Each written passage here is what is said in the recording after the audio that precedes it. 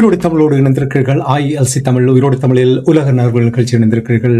பிரித்தானியாவிலிருந்து போரியல் ஆய்வாளர் அரசவர்கள் இணைகின்றார். வணக்கம் அரசவர்களே. அனைத்து உயிரோடு தமிழ் உறவுகளுக்கு அன்பு வணக்கம்.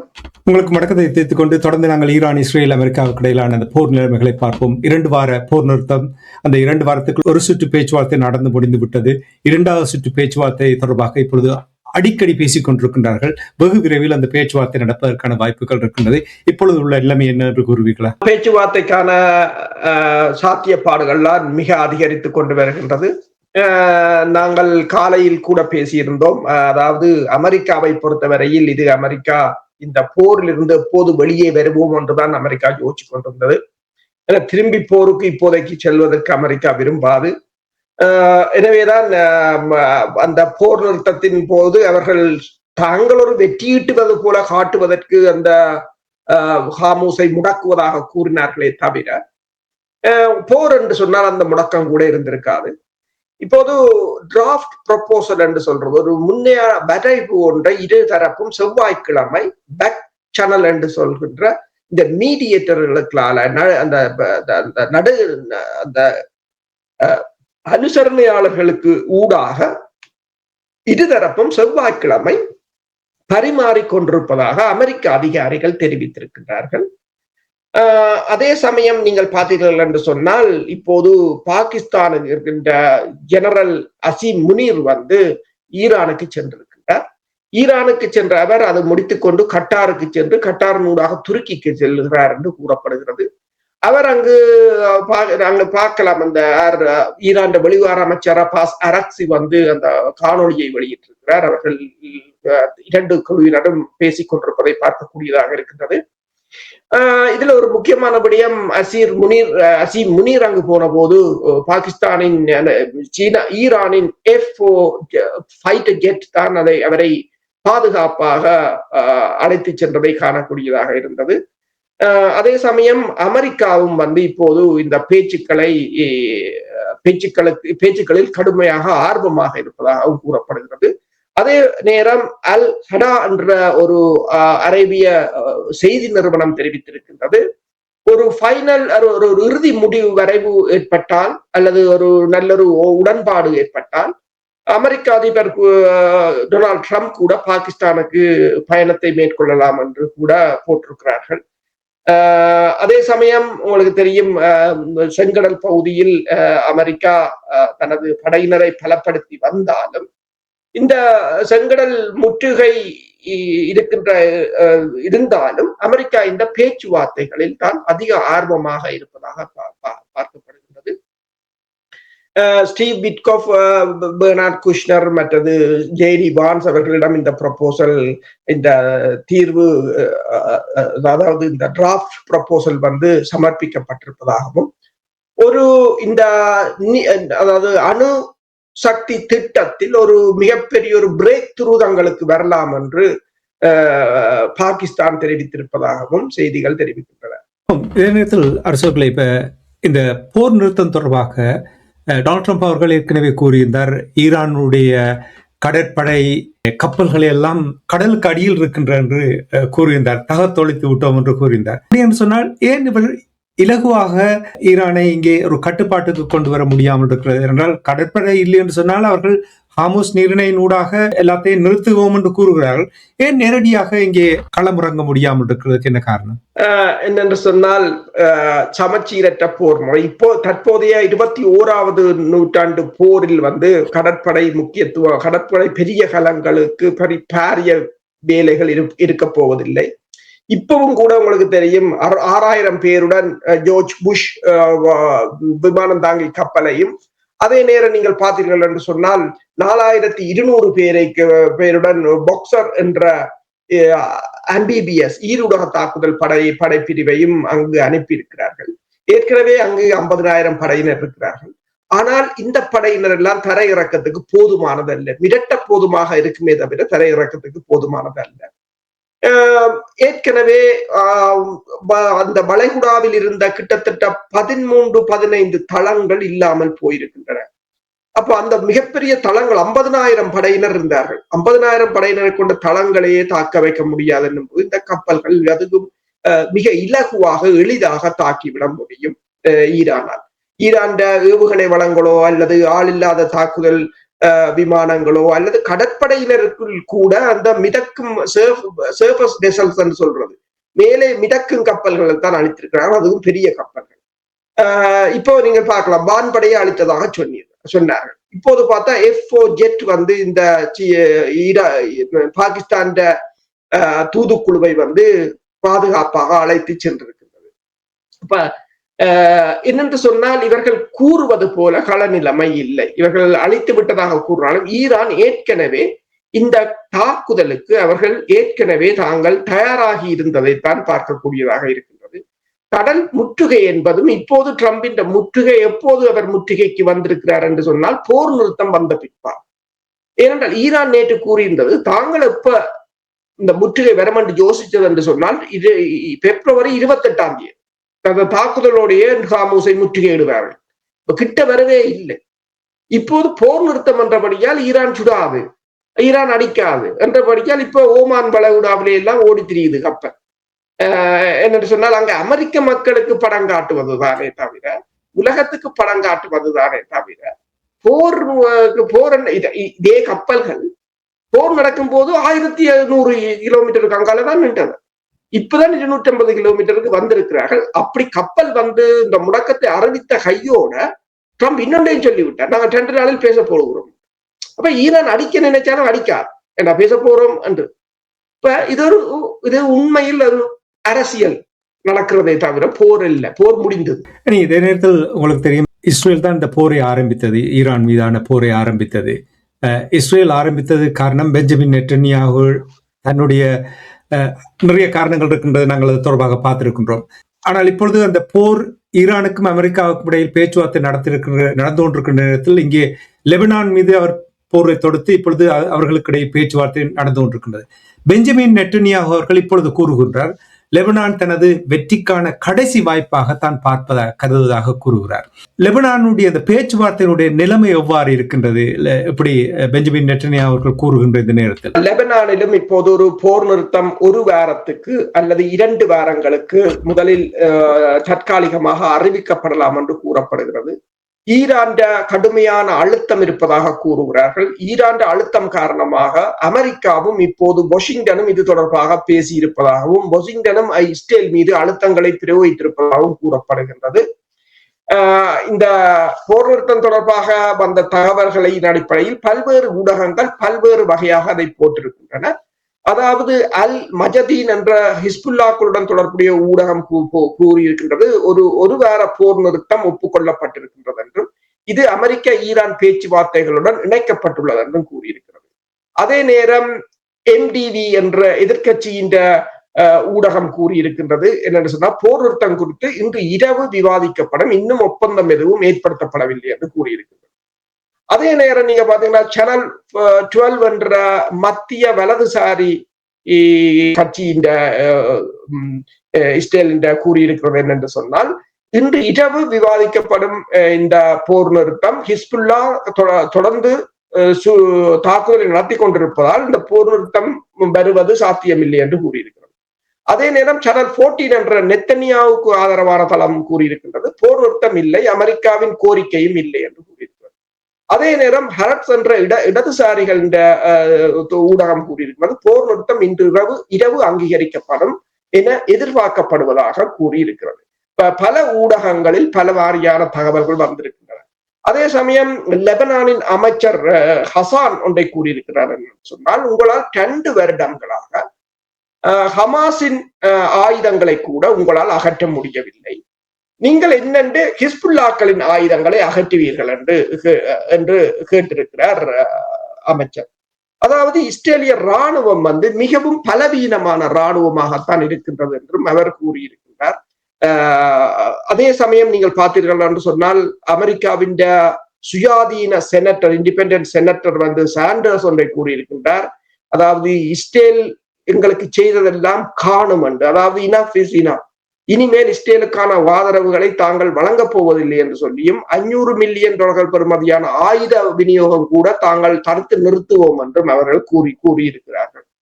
அதே சமயம் நீங்கள் பார்த்தீங்கன்னா இஸ்ரேல் தொடர்ச்சியாக லெபனானின் கிராமங்கள் மீது தாக்குதலை நடத்தி கொண்டிருக்கிறது. அதுல நீங்கள் பார்த்தீங்கன்னு சொன்னால் இந்த ஹிஸ்புல்லாக்களின் வங்கி எனப்படும் வங்கி மீதும் தாக்குதல் நடத்தப்பட்டதாக கூறப்படுகின்றது.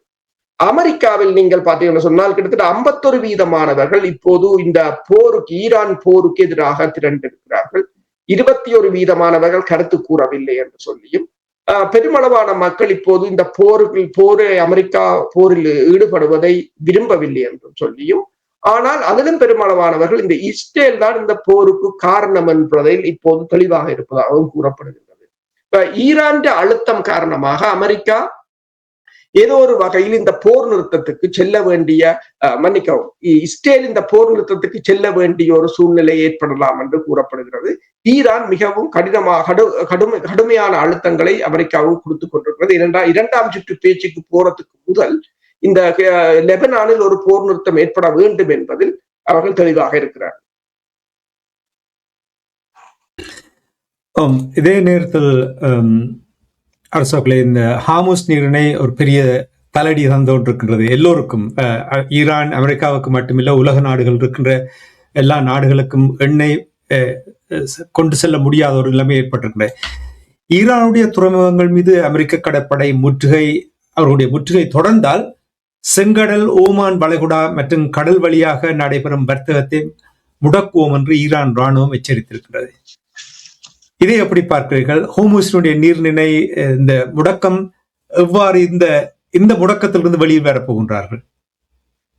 அதாவது இந்த அமெரிக்காவின் முடக்கம் ட்ரம்ப் சில சமயங்களில் அந்த முடக்கத்தை நிறுத்தப் போவதாகவும் சில ஊடகங்கள் தெரிவித்திருக்கின்றன.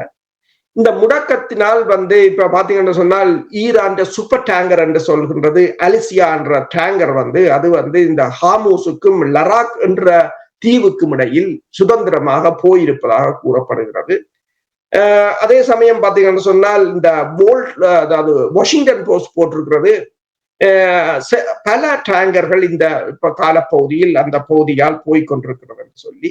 இப்போது ஈரான் கூறியிருக்கின்றது பப் அல் மண்டே பகுதியை தாங்கள் மூடப் போவதாக கூறியிருக்கிறது. அதைத் தொடர்ந்து இஸ்ரேலிய தொலைக்காட்சி கூறியிருக்கின்றது, அவ்வாறு மூடப்பட்டால் இஸ்ரேலின் பொருளாதாரம் கடுமையாக பாதிக்கப்படும் என்று அந்த தொலைக்காட்சி கூறியிருக்கின்றது. இப்ப இதுல நீங்கள் பார்த்தீர்கள் என்று சொன்னால் இந்த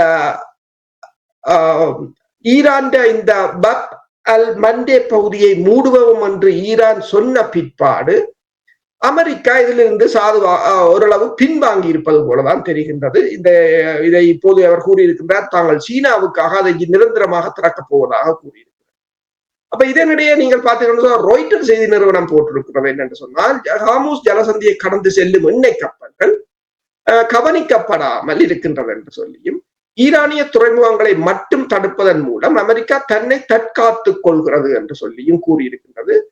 ராய்ட்டர் அந்த செய்தியின்படி ஈரான் தொடர்புடைய கப்பல்கள் உட்பட குறைந்தது 8 எண்ணெய் கப்பல்கள் முதல் நாளில் ஹார்முஸ் நீரிணையை கடந்து சென்றிருக்கிறது என்றும், இஸ்லாமாபாத்தில் நடந்த பேச்சுவார்த்தைகள் தோல்வியடைந்ததை தொடர்ந்து இந்த நடவடிக்கையை ட்ரம்ப் அறிவித்திருந்தாலும் இது பெரிய தாக்கத்தை ஏற்படுத்தவில்லை என்று தொழில்துறை வட்டாரங்கள் தெரிவிப்பதாக அது கூறியிருக்கிறது.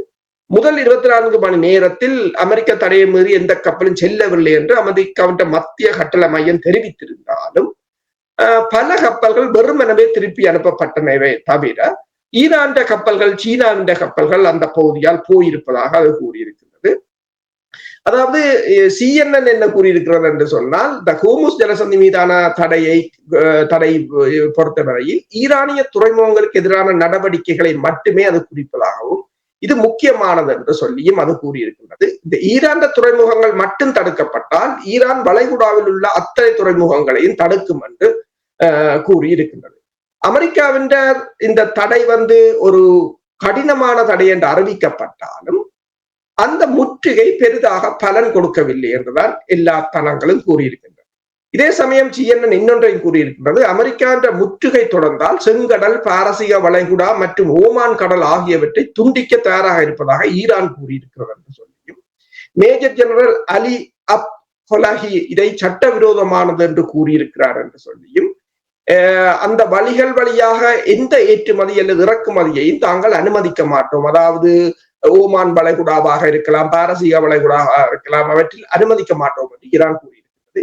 ஈரான் செங்கடலை தொடுவது கூட இல்லை. ஆனால் அந்த பகுதியை கூதிகள் மூலம் ஈரான் அதனை கையகப்படுத்த முடியும் என்று கூறப்படுகிறது. ஆனால் ஈரான் பெரும்பாலும் வர்த்தகம் இந்த 2 நாட்களாக முடங்கி இருப்பதாக அமெரிக்காவின் கட்டளை மையம் தான் தெரிவித்திருக்கிறதே தவிர, ஆனால் ஈரானை பொறுத்தவரையில் இந்த 2 நாள் முடக்கம் ஈரானுக்கு மிகப்பெரிய ஒரு தாக்கத்தை ஏற்படுத்தாது என்று CNN தெரிவித்திருக்கின்றது. இனி இந்த போர் நிறைய விடயங்களை வெளிப்படுத்தி இருக்கின்றது. அமெரிக்காவுக்கும் உலக நாடுகளுக்கும் இடையில் இருக்கின்ற இந்த முரண்பாடுகள், குறிப்பாக உங்களுக்கு தெரியும் நேட்டோ தொடர்பாக நீங்கள் அடிக்கடி கூறிக்கொண்டு வந்திருக்கிறீர்கள்.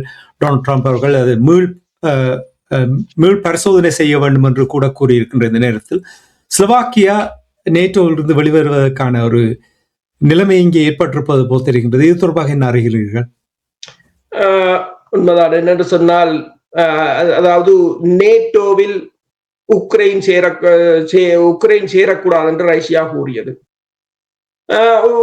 90களில், அதாவது 89களில் ரஷ்யாவின் பனிப்போர் முடிந்த போது நேட்டோவை விஸ்தரிப்பதில்லை என்ற ஒரு உறுதிமொழி வழங்கப்பட்டது, எழுத்து மூலம் இல்லை. ஆனால் அதை மீறினார்கள்.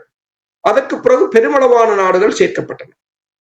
அதுதான் ரஷ்யாவின் இறுதி ரெட் லைனாக உக்ரைன் இருந்தது. போர் தொடங்கியது நேட்டோவில் இணைவதற்காக, தடுப்பதற்கான போர். அப்போது இல்லை நாங்கள் ஸ்வீடன் சேர்ந்தது, உடனே பின்லாண்டும் பாய்ந்து விழுந்து சேர்ந்தார்கள். பிரச்சனை இல்லை. இப்போது அவர்களுக்கு மிகப்பெரிய ஒரு பிரச்சனை. ட்ரம்ப் அவர்களை கவார், அதாவது கோழைகள் என்று பேசியிருக்கிறார். கிரீன்லாண்டை கைப்பற்றுவேன் என்று பேசியிருக்கிறார். அவர்கள் இனி அதிக நிதியை கொடுக்க வேண்டும் என்று பேசியிருக்கிறார். ட்ரம்ப் எங்க சண்டைக்கு போனாலும் விழா பேரும் விடுபட்டு கொண்டு பின்னால போகணும் வேண்டிய நிலை என்று நேட்டோ சிக்கி சீரழிஞ்சு கொண்டிருக்கிறது. இந்த நிலையில் எல்லா நாடுகளும் ஒரு மிகப்பெரிய ஒரு ஆதங்கத்தில் இருக்கு. அப்ப இப்போது இந்த நாடுகள் எப்படி உள்ளது வெளியேறுவது என்று பல நாடுகள் சிந்திக்க தலைப்பட்டிருக்கு. ஐரோப்பா இப்ப நேட்டோவில் இருக்கிற ஒரு நாடு தான் அமெரிக்கா. அமெரிக்கா சண்டைக்கு போது வேறு நாடுகள் போகவே இல்லை. அது எங்கட போர் இல்லை என்றே கூறிவிட்டார்கள். இப்போது இதிலிருந்து மெதுவாக வெளியில் வந்தால் என்ன என்று சில நாடுகள் சிந்திக்க தோன்றுகின்றது. அதில் குறிப்பாக ஸ்லோவேனியா இப்போது அதன் புதிய நாடாளுமன்ற பேச்சாளர் கூறியிருக்கின்றார், தாங்கள் ஒரு ரிஃபரண்டம் வாக்கெடுப்பு ஒன்றை வைக்கப் போகிறார்கள். இப்ப இங்க பிரித்தானியாவில் உங்களுக்கு தெரியும், இந்த ஐரோப்பிய ஒன்றியத்திலிருந்து விலகுவதற்கான வாக்கெடுப்பு நடந்திருந்தது. அதே போல ஒரு வாக்கெடுப்பு இந்த நேட்டோவிலிருந்து வெளியேறுவதற்கான வாக்கெடுப்பு. அந்த வாக்கெடுப்பு வெற்றி பெற்றால் தாங்கள் நேட்டோவிலிருந்து வெளியேறுவதாக கூறியிருக்கிறார்கள். ஏனென்று சொன்னால் அது நேட்டோவால் அவர்களுக்கு பெரிய பலனும் இல்லை. இப்போ பாத்தீங்கன்னு சொன்னால், இந்த வளைகுடா நாடுகளில் அமெரிக்கா 15 தளங்களை வைத்திருந்து 50,000 பேரை வைத்திருந்து ஒரு பிரயோஜனம் இல்லை. அந்த நாடுகள் அழிஞ்சதான் மிச்சமே தவிர பழங்கள்ல இருந்தவரும் தப்பி கப்பலுக்கு ஓடியாச்சு. அப்ப இப்ப எல்லாருக்கும் ஓரளவு விளங்குகிறது. இது ஒரு சும்மா ஒரு சம்பிரதாயத்துக்கு இருந்ததை தவிர இப்போது உலக ஒழுங்கு மாறுகிறது. உலக ஒழுங்கு மாறும் போது தேவையற்றது என்று யோசிக்கிறார்கள் போல் தெரிகிறது.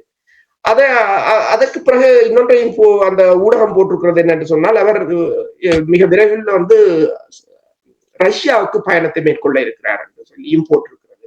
இப்ப ரஷ்யாவை பார்த்தீங்கன்னு சொன்னால், இப்ப ரஷ்யா முதலில் நேட்டோவில் உக்ரைனை மட்டும் சேரக்கூடாது என்றுதான் போர் ஆரம்பமானது. ஆனா 4 வருடத்துக்கு பிறகு நேட்டோவே கொலாப்ஸ் ஆகிற நிலைக்கு அந்த போரை கொண்டு வந்திருக்கிறேன். அதைத்தான் இதுகளைத்தான் சொல்வது போரியல் வியூகம் என்று சொல்லி. இப்ப ஒரு போரை முதல் ஆரம்பித்து கடைசியாக அடித்தளத்தையே தகர்த்து விட்டதாகத்தான் இதனை பார்க்கக்கூடியதாக இருக்கும்.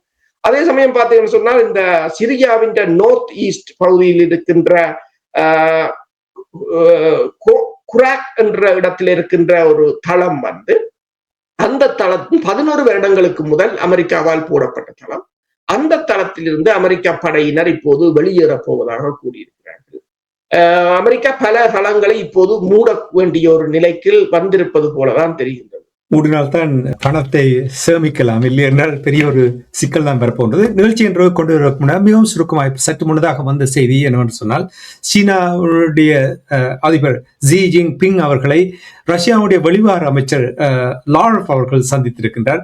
சந்தித்தது மட்டுமில்லாமல் அவர்களுடைய அந்த சந்திப்பினூடாக அவர் கூறிய விடயம் என்னவென்றால், இந்த உறவு நிலை ஒரு விலை மதிப்பற்ற என்று கூறியிருக்கின்றார். இவர்களுடைய இந்த சந்திப்பு நோக்கம் என்ன என்று அவதானிக்கிறீர்கள்? ரஷ்ய அதிபர் ரஷ்யாவின் வெளிவார அமைச்சர் லாரோவ் சீனாவின் வெளிவார அமைச்சரை சந்தித்திருக்கிறார். என்னென்று சொன்னால், ரஷ்யாவின் திடீரென்று தான் ஒரு விடயம் இப்போது வந்திருக்கிறார். ரஷ்யாவின் அதிபரும் சீனாவுக்கு பயணம் மேற்கொள்ள இருப்பதாகவும், ஆனால் சில சமயம் ட்ரம்ப் இருக்கும் போதே அவர் போறாரோ தெரியாது என்ற ஒரு கேள்விகளும் இருக்கின்றது. லாரோவ் கூறியிருக்கிறார் என்று சொன்னால், இப்போது ஈரான் எண்ணெய்கள் முடக்கப்பட்டிருக்கிறது சீனாவுக்கு செல்லாமல். அவ்வாறு சீனாவுக்கு மேலதிகமாக எண்ணெய்கள் எதுவும் பற்றாக்குறையாக தேவைப்பட்டால் அதை ரஷ்யா ஈடு செய்யும், அதை நிரப்பும், அதாவது கம்பன்சேட் பண்ணும் என்றுதான் ரஷ்யா கூறியிருக்கின்றது. ரஷ்யாவுக்கும் சீனாவுக்கும் இடையிலான உறவுகள் மிக மிக அதிகம். ஒரு நாடு பொருளாதாரத்தால் சூப்பர் பவராக இருக்கிறது, இன்னொரு நாடு படைத்துறை ரீதியாக சூப்பர் பவராக இருக்கிறது. அப்ப இரண்டு பேரும் இணைந்தால் அது ஒரு மிகப்பெரிய ஒரு பலமாக இருக்கும். அவர்களுடைய புதிய ஒழுங்கு இப்போது என்ன சொல்ல போறாரு, அதாவது புதிய ஒழுங்கை அவர்கள் அமைக்கப் போகிறார்கள். எதன் அடிப்படையில் என்று சொன்னால், ஐக்கிய நாடுகள் சபையின் அடிப்படையைத்தான் அவர்கள் தேர்ந்தெடுத்திருப்பதாக கூறப்படுகிறது. ஏனென்றால் சீனாவின் அதிபர் அண்மையில் ஸ்பெயின் அதிபருடன் பிரதமருடன் கதைக்கும் போது கூறினார், 4 அம்ச கோரிக்கையைத்தான் சொல்லியிருந்தார். இந்த ஈரான் போருக்கு திறமை மதிக்கப்பட வேண்டும், அனைத்துலக விதிகள் மதிக்கப்பட வேண்டும், UN சட்டங்கள் அத்தனையும் இனிமேல் நடைமுறைப்படுத்த வேண்டும். இவ்வளவு காலமும் UN சட்டங்களை ஒருத்தர் மதிப்பது ஒருத்தர் மதிப்பதில்லை என்று, இனி அப்படியான ஒரு நிலைமை இல்லை என்பதை அவர்கள் தெளிவாக கூறியிருப்பதாகத்தான் கூறப்படுகிறது. இப்ப இந்த போரிலும் பார்த்தீர்கள் என்று சொன்னால், இந்த போரிலும் ரஷ்யாவும் சீனாவும் இந்த போரை மிகவும் திறம்பட நடத்தி இருக்கிறார்கள். ஈரான் இந்த போர் இப்ப வந்த செய்திகள் இந்த பைனான்சியல் டைம் கூட போட்டிருக்கிறது. 2024 ஆண்டின் இறுதியில் ஈரான் இஸ்லாமிய புரட்சிகர படையினர் விண்வெளித்துறை மூலம் சீனாவில் தயாரிக்கப்பட்ட ஒரு செயற்கைக்கோள் TEE-01B என்றதை இரகசியமாக வாங்கியதாகவும், இந்த செயற்கைக்கோள் 0.5 மீட்டர் துல்லியத்துக்கு, அதாவது ரிசல்யூஷன் 0.5 மீட்டர் என்று சொல்கிறார்கள், படத்தை எடுக்கக்கூடியது என்றும், இது விமானங்கள், இராணுவ உபகரணங்கள் மற்றும் சிறிய உட்கட்டமைப்பு பொருட்களை தெளிவாக அடையாளம் காண உதவும் என்றும், பின்னர் மத்திய கிழக்கில் உள்ள முக்கியமான அமெரிக்க இராணுவ தளங்களை கண்காணிப்பதற்கு இந்த செயற்கைக்கோள் பயன்படுத்தப்பட்டது என்றும், மேலும் இது நேர குறிப்புகளுடன் கூடிய படங்களையும் ஆயுத தொலைவுகளையும், அதாவது ஆயத்த தொலைவுகளையும், அதாவது அந்த எவ்வளவு தூரம் என்பதையும் எவ்வளவு நேரம் என்பதையும் கணித்துக் கொடுக்கும் என்று சொல்லியும், இதன் மூலம் பெறப்பட்ட தகவல்களின் அடிப்படையாக வைத்துத்தான் அமெரிக்க தளங்கள் இஸ்ரேல் மீதான தாக்குதல்களை ஈரான் ஒருங்கமைத்ததாகவும் கூறியிருக்கிறார். இப்ப ரஷ்யாவும் சீனாவும் இந்த ஈரான் விவகாரத்தில் கூட அவர்கள் ஒரு பல மடங்கு முன்னோக்கி நிற்கிறார்கள். இந்த போருக்கான தயாரிப்புகளை வேலைக்கு செய்து அந்த போரையும் வெற்றிகரமாக நடத்தி, இப்போது அடுத்த இந்த போருக்கு பிந்தைய ஒரு காலம் வரப்போகிறது. அந்த பின்னைய காலத்துக்கான ஒரு தயாரிப்புகளுக்காகத்தான் இந்த லாரோவ் இப்போது சீனாவுக்கு சென்றிருக்கிறார்.